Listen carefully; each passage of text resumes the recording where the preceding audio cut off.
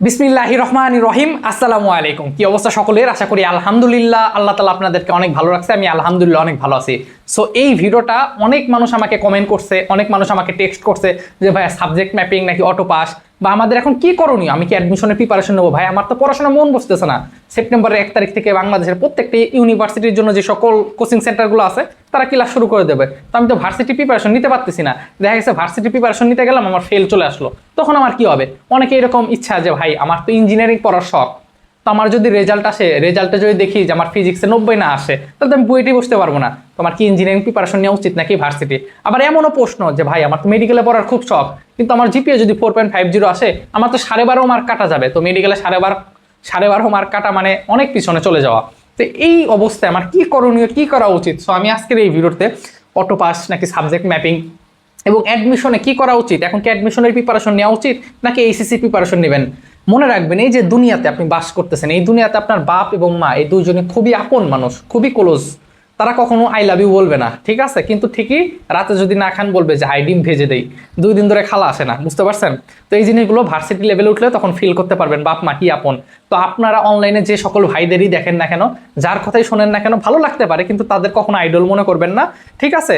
আপনি আপনার ডিসিশন নিজে মেক করবেন, আপনি আপনার সিদ্ধান্ত বাপ মার সঙ্গে বসে আলাপ আলোচনা করবেন, ঠিক আছে?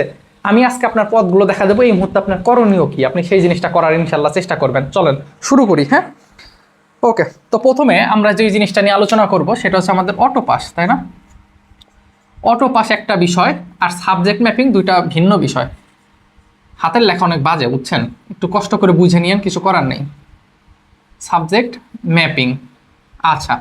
সো অটো পাস এবং সাবজেক্ট ম্যাপিং জিনিসটা আমরা একটু বুঝার চেষ্টা করি। মনে রাখবেন, এই জিনিসটা বুঝতে হলে আমরা একটু পিছনে ফিরে যাইতে হবে। আপনাদেরকে একদম বুঝাই দেবো, এরপর আর কোনো প্রশ্ন করবেন না বা অন্য কোনো ভাইকে বা আমাকে, একদম ক্লিয়ার বুঝাই দেবো। আপনি নিজে জাস্ট আপনার বিবেক বুদ্ধি দিয়ে এখন কি করণীয় সেটাও আমি আপনাকে রাস্তা দেখা দেবো, খালি আপনি বেছে নেবেন আপনার এই রাস্তায় যাওয়া উচিত না এই রাস্তা নাকি এই রাস্তা। ওকে, অটো পাস জিনিসটা কি? এই এইচএসসি 19-এর কথা যদি আমরা চিন্তা করি, এই যে এইচএসসি 19, এই 19 সালে 3 ক্যাটাগরি স্টুডেন্ট বের হয়েছে। কয় ক্যাটাগরি? 3 ক্যাটাগরি। এক ক্যাটাগরি স্টুডেন্ট আছে, দেখা গেছে জিপিএ 5 পেয়েছিল।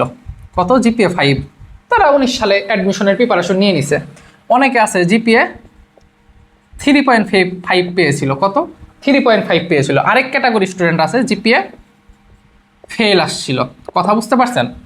তো এই 3 ক্যাটাগরি স্টুডেন্ট 2019 সালে বের হয়েছিল, এছাড়া আর কোনো স্টুডেন্ট হয় না আমার জানা মতে। তো যারা জিপিএ 5 পাইছে এরা তো অ্যাডমিশনের জন্য প্রিপারেশন নেওয়া শুরু করছে। আচ্ছা, অ্যাডমিশনের জন্য প্রিপারেশন, যে জিপিএ 3.5 পাইছে সে ইমপ্রুভমেন্ট দেওয়ার চিন্তা করছে। কথা বুঝছেন? যে আমার 3.5, আমি 2020 সালে আবার পরীক্ষা দিই, পরীক্ষা দিয়ে ভালো একটা জিপিএ ইনশাল্লাহ নিয়ে আসি, তারপরে ভার্সিটিগুলো পরীক্ষা দেবো। তো এ কি করছে? ইমপ্রুভমেন্ট। হ্যাঁ, সংক্ষেপে লিখলাম আইএমপি ডট ডট ডট। আর যে ফেল করছে সে তো অবশ্যই আবার নতুন করে পরীক্ষা দিবে। হ্যাঁ, নিউ। কত সালে? 2020 সালে। এখন কথা হইলো, এই যে জিপিএ 5 যারা পাইছে এদের চ্যাপ্টার আলাদা। এই যে 2020-এ এরা যে ইমপ্রুভমেন্ট আর এরা যে ফেল করছে, এরা 2020-এ পরীক্ষা দেবে, এরা কি কখনো জানতো যে 2020-এ করোনা হবে? এরা কি জানতো যে দেশে এই যে একটা প্যান্ডামিক সিচুয়েশন আসবে? জানতো না। করোনা শুরুই হয় হচ্ছে মার্চের 15 তারিখে একজন মানুষ মারা যায়, 17 তারিখে জাতির আব্বা আওয়ামী লীগের জাতির আব্বা, আমাদের তো না, ঠিক আছে? 17 তারিখ হচ্ছে তার জন্মদিন ছিল। 18 তারিখ থেকে 20 তারিখ থেকে মনে করেন পুরো লকডাউন দিয়ে দিল। এপ্রিলের 1 তারিখে পরীক্ষা হওয়ার কথা ছিল। 2020-এ এপ্রিলের 1 তারিখে পরীক্ষা হওয়ার কথা ছিল। এপ্রিলের 1 তারিখে পরীক্ষা হওয়ার কথা ছিল। বুঝছেন কথাটা? ভিডিওটা বড় হবে, একদম বোঝানোর চেষ্টা করব।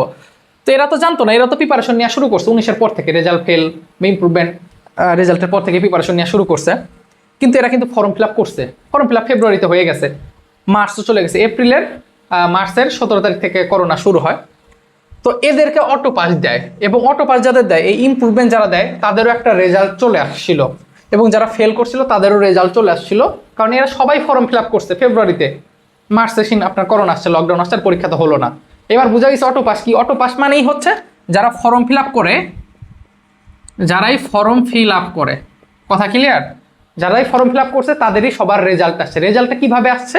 রেজাল্ট আসছে জেএসসি প্লাস এসএসসি একটা ক্যালকুলেশন করে। এখন অনেকের মনে এরকম প্রশ্ন আসতে পারে যে ভাইয়া এই যে 3.5 যে পাইছে, ও দেখা গেছে সায়েন্সের স্টুডেন্ট 3.5 পাইছে, জেএসসি কি কোনো কিছু ছিল? মানে ক্লাস 8-এ সায়েন্স আর্টস কমার্স ছিল, তো 9-এ যাওয়া হয়।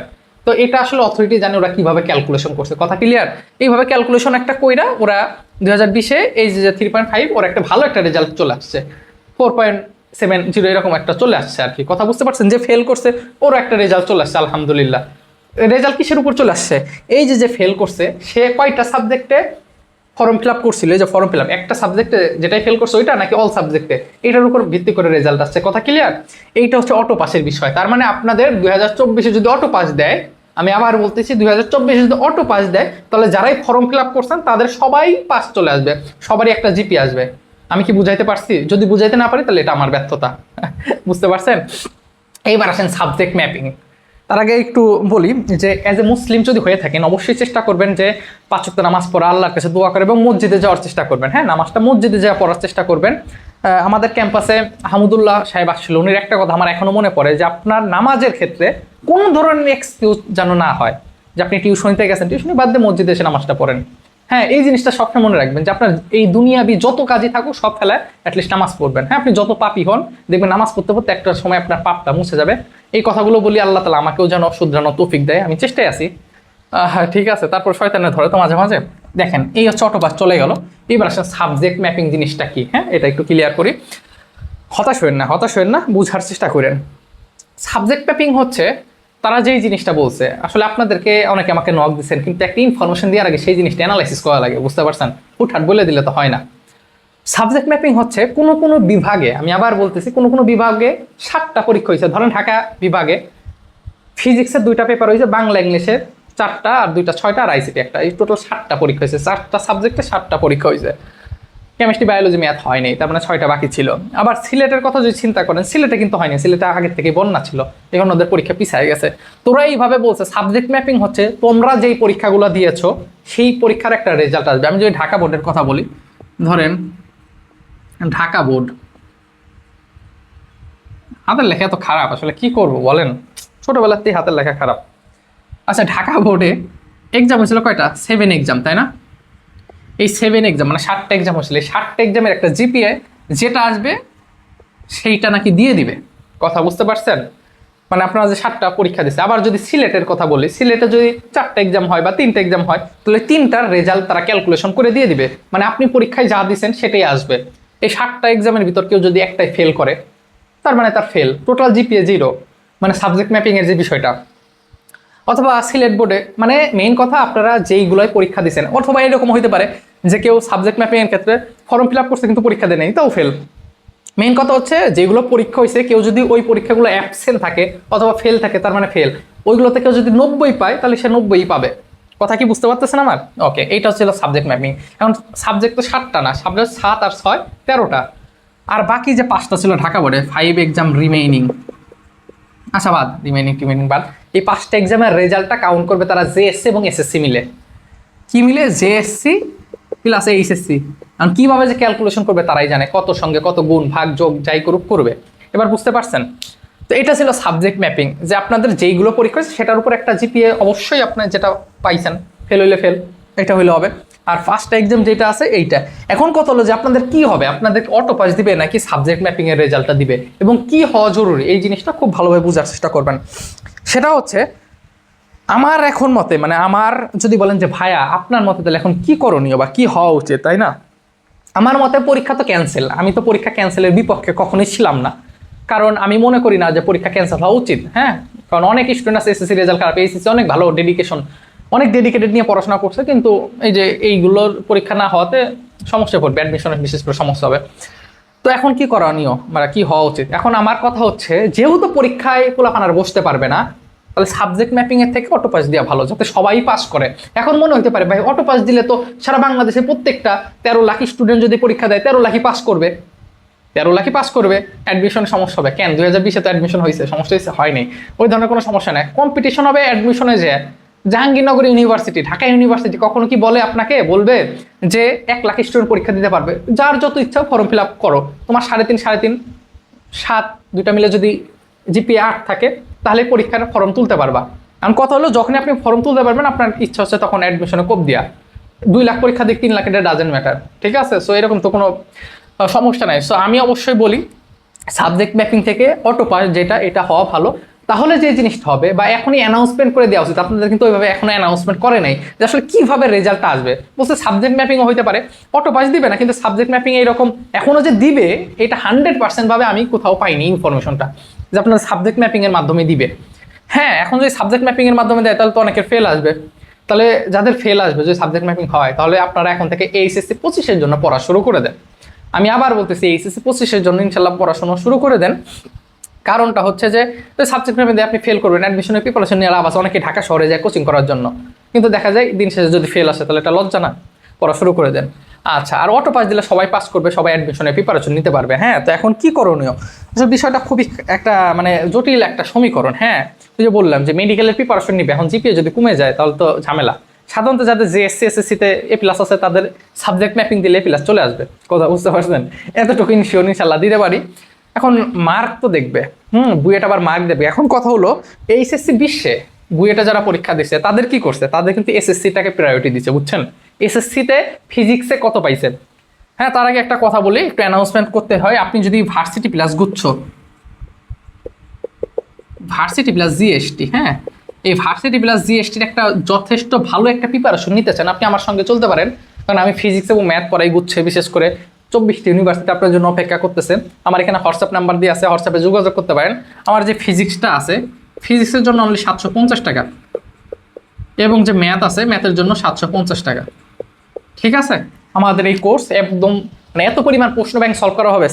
জাস্ট যশোর বিজ্ঞান প্রযুক্তি, আপনার সিলেট প্রযুক্তি, সকল বিশ্ববিদ্যালয়, পাবনা বিজ্ঞান প্রযুক্তি, এই সকল প্রশ্ন ব্যাংক সলভ করা হয়। তো কারণ প্রশ্ন তো গুচ্ছের 60টি করে থাকে, অনেক কঠিন হয়।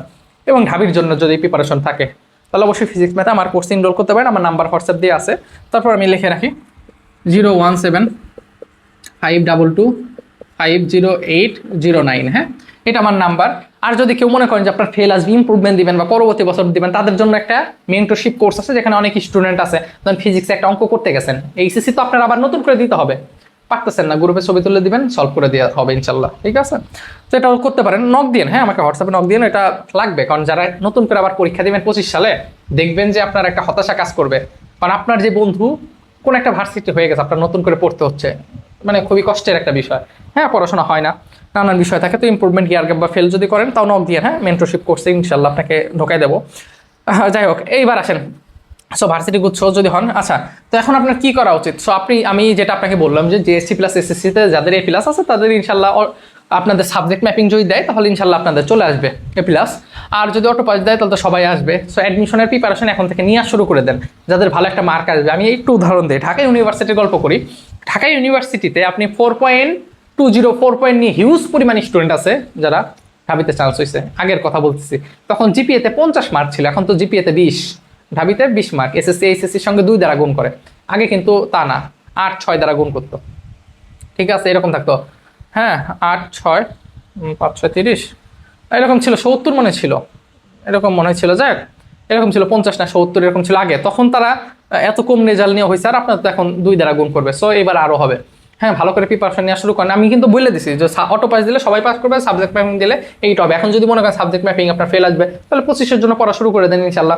আর যদি অটো পাস দেয় তাহলে যে একটা রেজাল্ট আসবে নিয়ে ভার্সিটি প্রিপারেশন নিতে পারেন, অথবা পরবর্তী বছর পরীক্ষা দিতে পারেন।